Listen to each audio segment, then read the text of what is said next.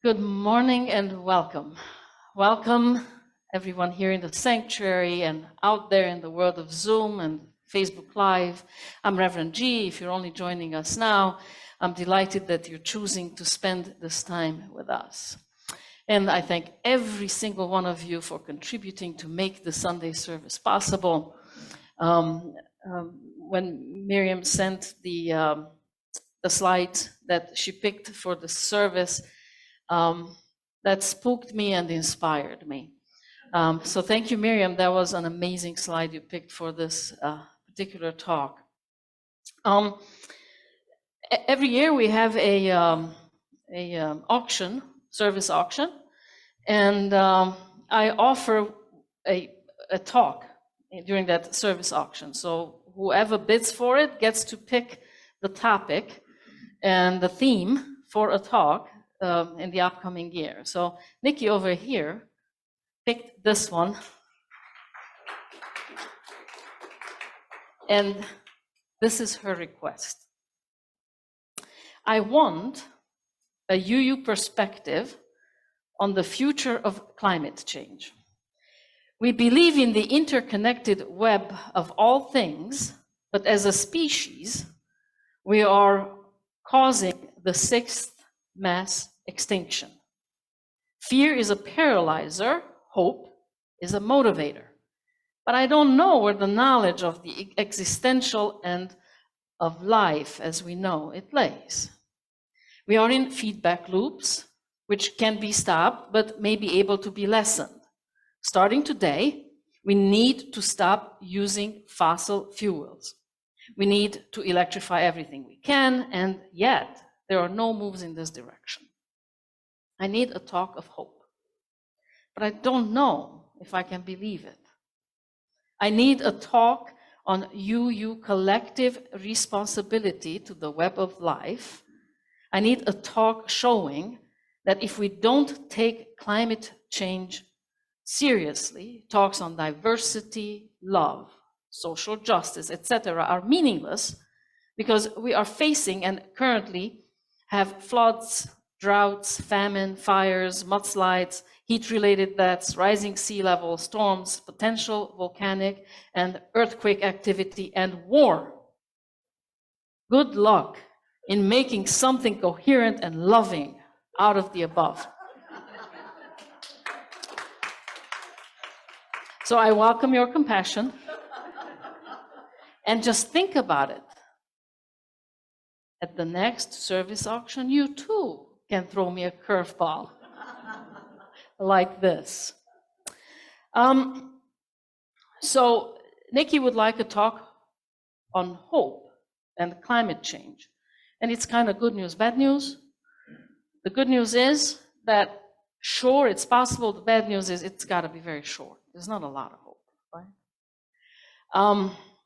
But that's also not true. So the lay of the land, I think we all know the lay of the land, right? I mean, we're noticing. We are people who are aware of climate change. We are people who are, I'm assuming that we are not in denial that it is happening. We see it. We see it, you know, the last hottest 5 years are always the previous 5 years. It just keeps warming. The oceans just keep warming. Glaciers are melting. There are, like Nikki said, there are droughts. There are mudslides. In some places, there's so much rain that there's floods. So everything is just off balance. And it's a strange situation because, you know, in the historic view of our Earth, things happen rather slowly. It takes time. Evolution took time. Evolution of consciousness takes time. For humanity to gain the knowledge that we have today, it took a long time. Now, the mass knowledge is doubling, like I think daily, but everything takes time. Climate change, however, is something that we have created in a relatively very short period of time. So it is really us who created it. and it's also us who need to fix it. Normally, the creation and the fixing is spread out. So many generations have time to put their best thinking into the service of solving that particular problem.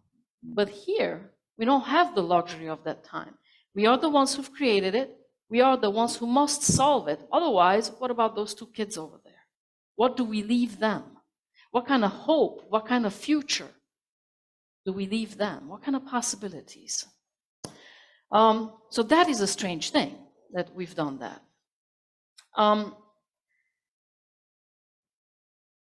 What needs to then happen for us to mitigate? And then there's again another thing that we also have to consider, that while we think about climate solutions, we must not forget about climate justice.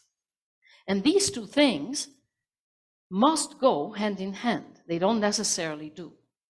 Because, you know, as I was preparing for this talk, I was thinking that, okay, people who are really in powerful positions, who are truly able to do much to turn this boat around, surely they also feel the urge. After all, we're all sharing this planet. And surely they care about the future of their children, because this is the planet that they leave for them.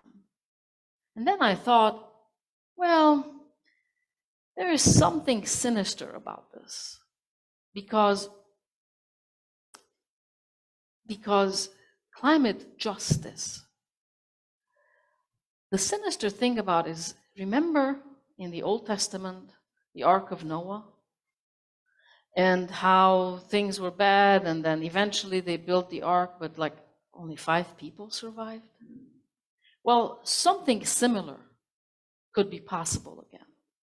That we come up with some sort of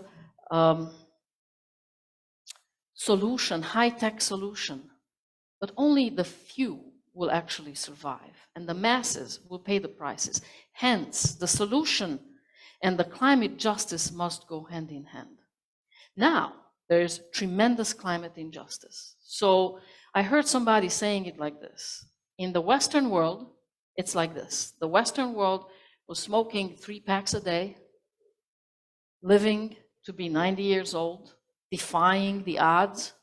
And then over there in Africa, in Asia, so on, people are dying of lung cancer because of secondhand smoke.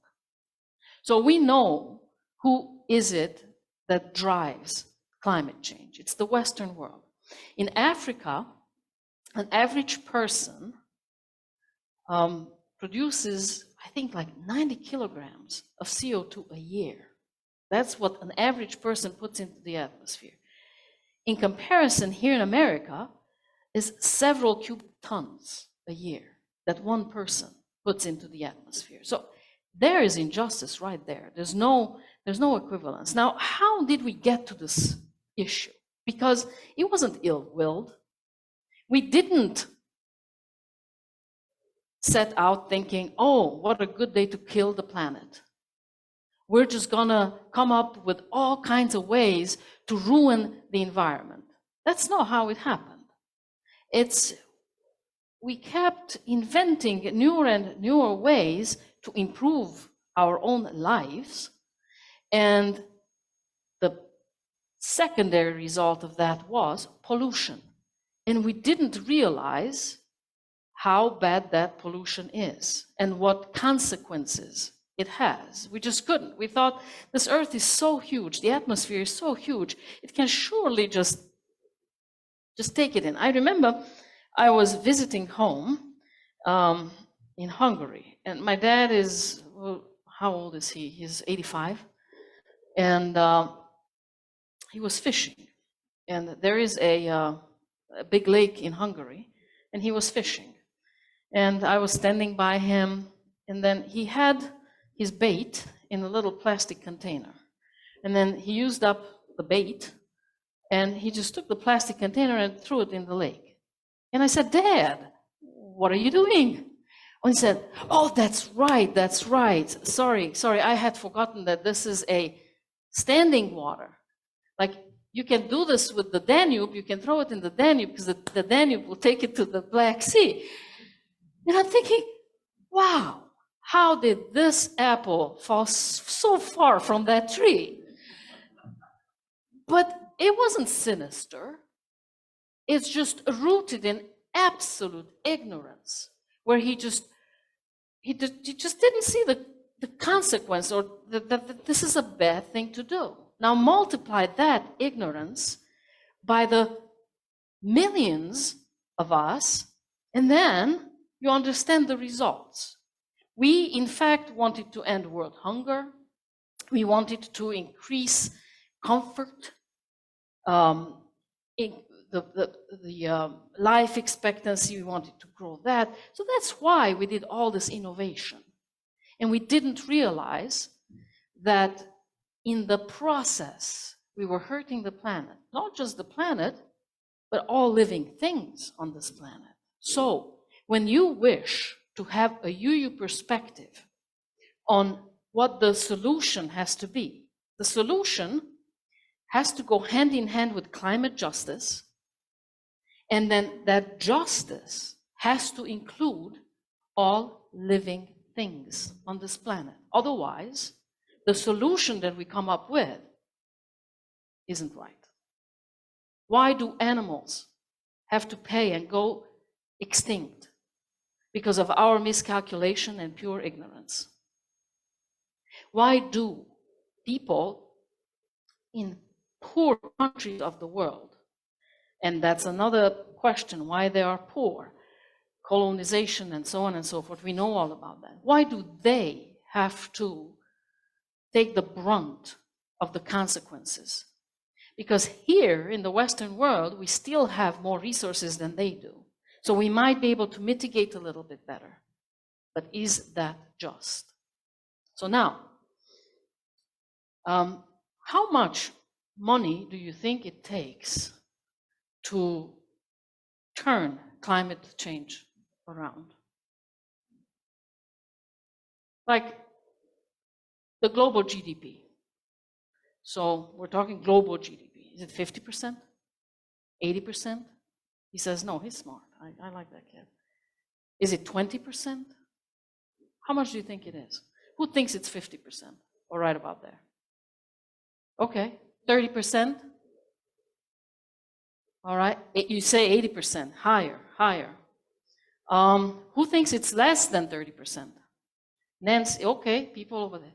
So nobody really knows, but even the most, the worst estimates, you know, like the doomsday estimate is under 5% of the global GDP. It's more like 2% of the global GDP. Okay, so now when I tell you that, where's your hope level? Yeah, it goes up, right? So it seems like, wow, we could do 2%. But who is going to pay that 2%? Because it's global GDP. So do the developing nation, the poor nations, also have to pay that? Who should pay that? Now, 2% of global GDP is about $1.7 trillion. That's how much we would have to, and listen to this word that I'm saying, invest, not spend, invest in mitigating climate change. So don't think that we need to take $1.7 trillion, put it in a pile, burn it, and send it as an offering to the gods of climate change mitigation. That is not what we need to do. That money we need to take and invest it into renewables. Invest it into helping those populations who live in the poor and most affected parts of the world and send them money so they can build back and they can survive. Now, the goal is to keep global warming, the temperature of our planet, under 2%, under 2 Celsius, right? So we can't raise above 2 Celsius. If we go above 2 Celsius, and now we're at about 1.2-ish, if we go above 2, that's catastrophic. Like, that's not survivable. Under 2, we prefer to keep it under, like, right around 1.5. Now, the problem is that 1.5 is okay for you, and it's okay for me here. 1.2 is already catastrophic in sub-Saharan Africa.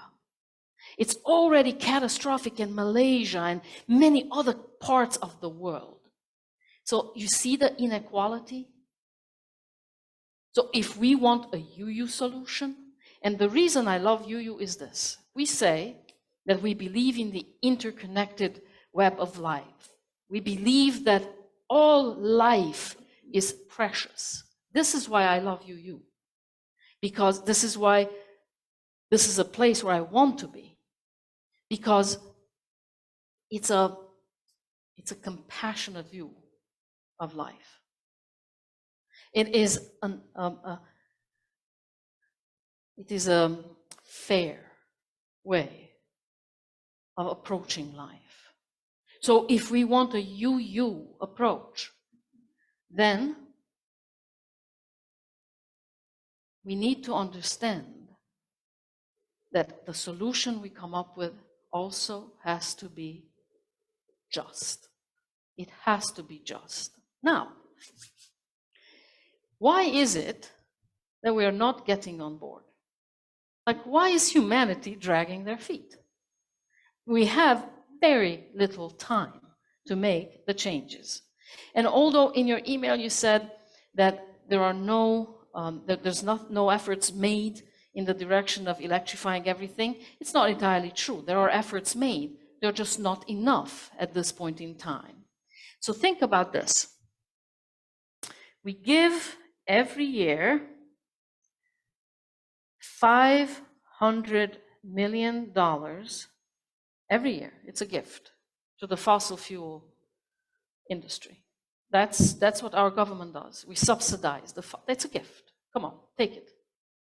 So that gift should be with expectations. It shouldn't be without expectations. It should be, you must invest it in renewables. You get it? But you must invest it in renewables, and you must decrease our fossil fuel dependency. The rich who do not pay taxes, the unpaid taxes every year are about $1.5 trillion. What we have to invest in mitigating climate change is $1.7 trillion. So it's not even about raising taxes, it's just collect the taxes that are not being collected. And how can we do that? And that's why we must have honest politicians. We must have politicians who truly care about everyone, who share the UU principles, who have shared the same values as we do. Because let me ask you something. Do you have faith that a Herschel Walker could contribute at all to a conversation on climate change, substantially, positively? The quality of the politicians we elect, and I don't care what party, must be able and willing to address this issue, because Nikki is right. If we don't square this one away, the others are just a moot point. Love is love. racial justice, everybody underwater. Who cares? We must mitigate climate change. So the money is there. It's the will that's missing. And politicians are very good about moving money. Remember when we bailed out the car manufacturers, when we bailed out the banks, we said it's too big to fail. I think the problem is, and if I were to title my talk today, I would title it Too Big to Fail. It's again the story. Because our universe isn't made of atoms, it's made of stories. How do we present a story that lights a fire even under our politicians, who are very capable of moving monies around, who know how to say, yeah, we can move 2%, we can move 3%, we can do that. They know how to do it. The money is there. The only thing that's missing is a will. So think about this. If this was a Hollywood movie, what would you title it? You want people to come buy tickets. You want to raise their interest, engage their interest. What would you title it? 1.5 Celsius? Would you say 9 years to the apocalypse? What would you title it? How can we create a story that is true and that lights a fire under humanity, that helps us understand that this is imminent, it's important, in fact, it's the most important thing that we have to do. Maybe we can call it Too Big to Fail. And the environment on fire, I don't know. But what would be that story that would engage our imagination and would motivate us to get going, to get moving? That hope. Because there is hope. The hope is that it's only 2% of global GDP that's required as an investment. So that would create actually more jobs. It would create a better future for all of us while we would still have jobs and the possibility for the future. Only 2% of global GDP. There's hope, right? We can turn this around. There are some changes that have happened, but we can avoid catastrophic consequences. So there is hope, Nikki. So now how do we find and land on the story that works? And then what do we do as a community to engage? I have learned that one person alone is not nearly as powerful or as successful as a group of people. So we can all choose to join a group, like there's the Climate Coalition here in Kalamazoo or any other, look, research, and join and give your all to that group. And you don't have to change the whole world, just pick a segment, pick a piece, and work on that, chip away on that. And we need to unite together. We can't be just these individual warriors. We have to come together in a group. That's when we're really, really effective as human beings. Because there is hope. Time is short, but there is hope. And then we must always remember that climate solution and climate justice has to go hand in hand. It is not fair that people of lesser wealth and means, thank you, of lesser means should pay a bigger price than the rest of us. We must spread out the consequences. We must make it just. So, Nikki, I hope that I was able to give you some hope. It's not true that this is all pink and fluffy and just easy. It's hard work. But who said that change should be easy? And we are built for it. And we are uniquely called for it, simply because we live today. And together, We can do what we cannot do alone. And so it is.